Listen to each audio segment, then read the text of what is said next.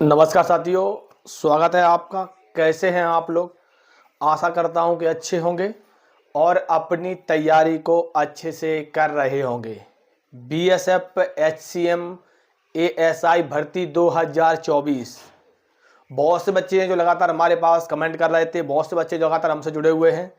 अब आप लोगों के लिए वो समय आ चुका है, वो आपकी घड़ी आ चुकी है कि फिजिकल की जो आपकी डेट है, बहुत से बच्चों के पास मेल पहुंच चुका है और ज़्यादातर बहुत से बच्चे लगातार हमारे पास कमेंट भी कर रहे हैं कि हमारा फिजिकल अप्रैल से इस डेट से, किसी का 8 से, किसी का 6 से, किसी का 5 से, किसी का 10 से, किसी का 12 का, इस प्रकार से आपका फिजिकल का जो डेट है वो आपका आ चुका है।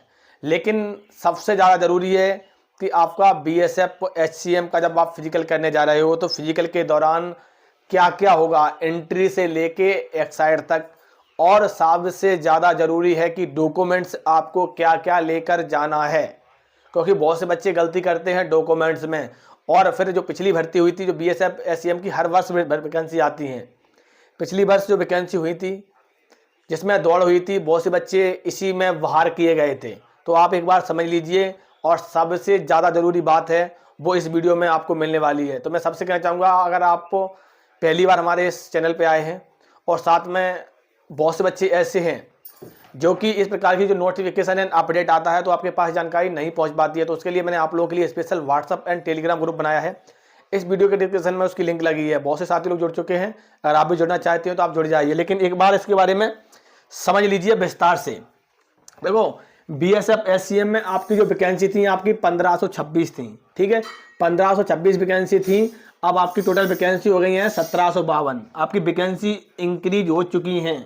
ये बहुत से बच्चों के पास जानकारी नहीं पहुंच पाई हो, लगभग सभी बच्चों के पास जानकारी मिल चुकी है, कुछ बच्चों के पास रह चुकी है। लेकिन मैं ये बताना चाहूँगा, ये जो वैकेंसी है आपकी 1752 वैकेंसी हैं, ये वैकेंसी भी आपकी इंक्रीज होने वाली हैं। ये वैकेंसी भी आपकी बढ़ने वाली हैं। ये वैकेंसी जो आपकी 1752 है, ये वैकेंसी आपकी लगभग 2000 पहुँचेंगी। जब तक आपकी भर्ती की प्रक्रिया पूर्ण होगी तब तक आपकी ये वैकेंसी 2000 पहुंच जाएंगी। जो भी साथी लोग हैं जिन्होंने बीएसएफ एचसीएम में अगर फॉर्म भरा है तो आप फिजिकल बिल्कुल भी मिस मत करिए। अगर आपने फिजिकल को मिस कर दिया तो आप फिर पछताओगे कि हाँ, खास आपके हाथ में आया हुआ मौका निकल जाएगा। तो आपके पास शानदार एवं ज़बरदस्त मौका है, सभी से मैं कह रहा हूँ। अब इसमें जो आपके फिजिकल में क्या क्या होगा उसके बारे में एक बार डिटेल में समझ लीजिए। फिजिकल होने वाला है, उसमें क्या क्या होगा। नंबर 1, सबसे पहले जब आप जाओगे फिजिकल करने तो डॉक्यूमेंट्स और आपको एंट्री से एक्साइड तक हम पूरा बताएंगे, विस्तार से समझ लीजिए। जब आप जाओगे फिजिकल देने तो आपको सबसे पहले आपकी क्या होगी, सबसे पहले आपकी एंट्री होगी।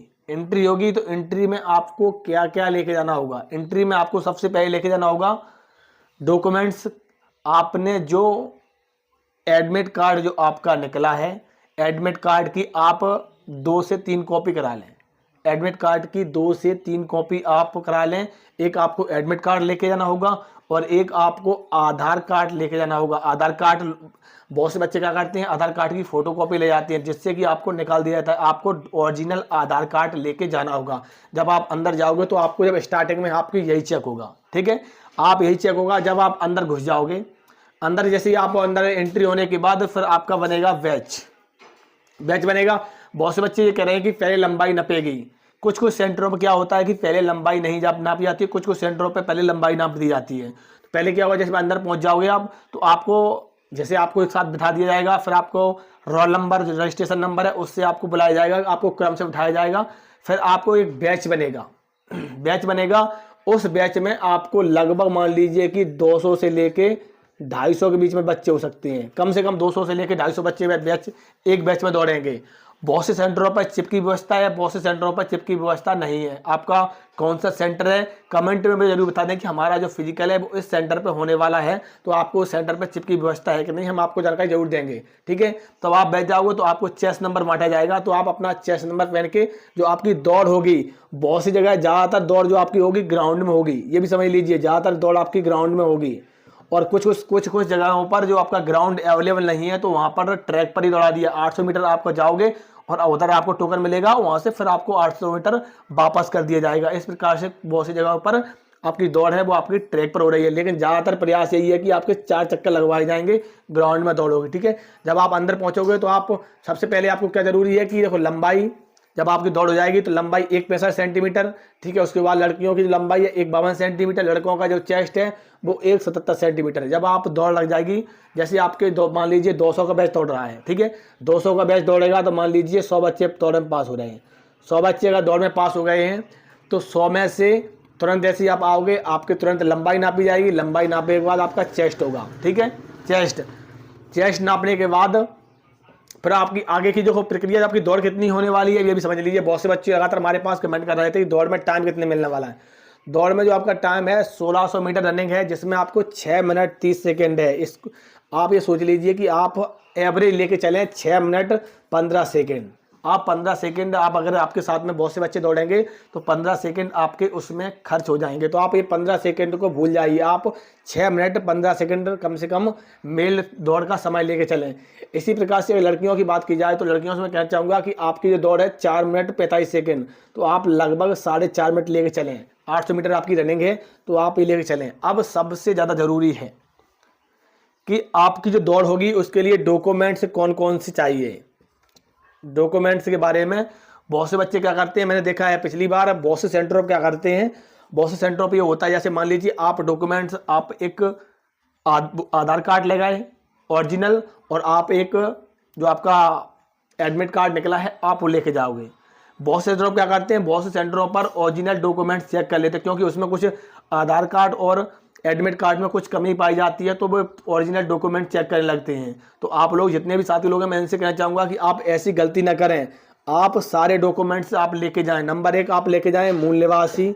ठीक है, नंबर 2 आप जाति प्रमाण पत्र पे लगाया है या ये आपने EWS लगाया है, ये आप ये लेके जाएं। और आगे बाद अंक सूची,